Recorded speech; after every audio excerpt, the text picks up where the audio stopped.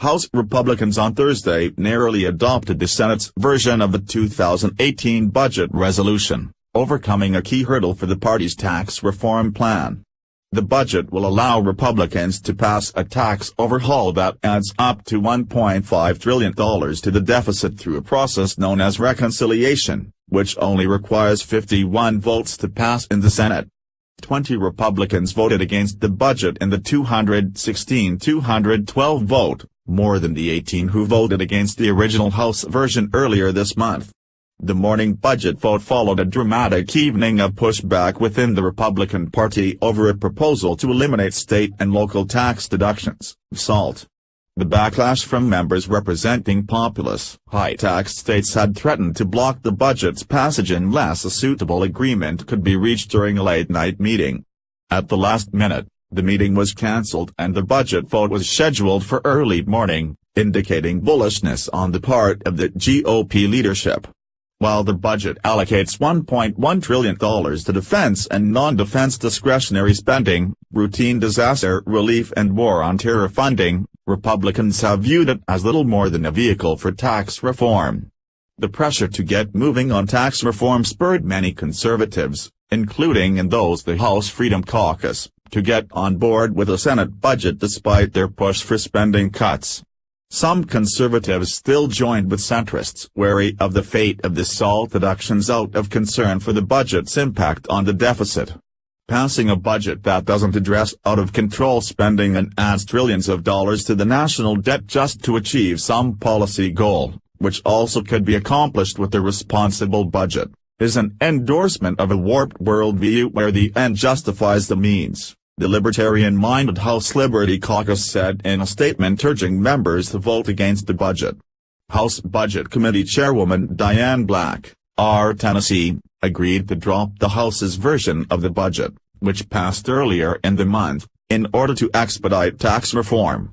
That plan included billions more in defense spending, cuts to non-defense spending, and $203 billion in mandatory spending cuts over a decade.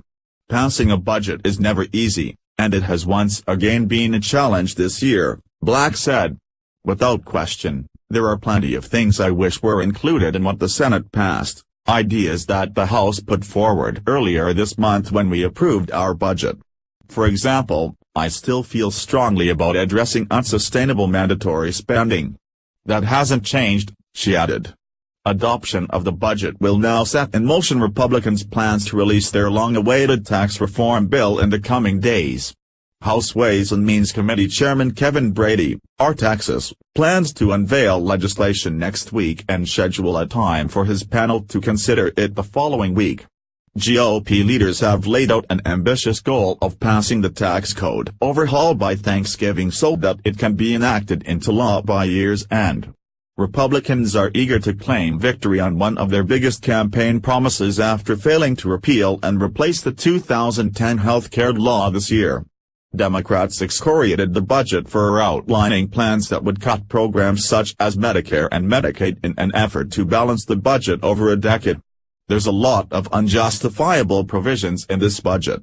On top of massive tax cuts for the rich, it cuts vital national investments, threatening our economic progress and our national security, said House Budget Ranking Member John Yarmuth, D.C., setting over $4 trillion in mandatory spending cuts and almost $2 trillion in cuts from Medicare and Medicaid. The enormity of those cuts and the severity of the consequences for American families cannot be overstated, he added. The budget did not include provisions to enact or enforce the proposed cuts.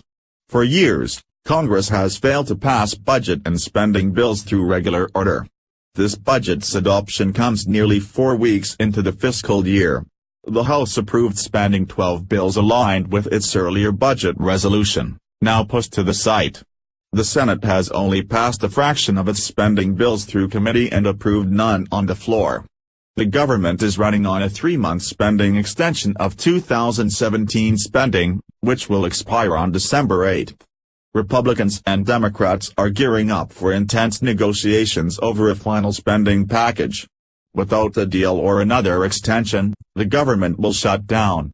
Even an additional stopgap measure will only be able to take the government into late January, when strict budget caps will kick in and curtail spending across the board.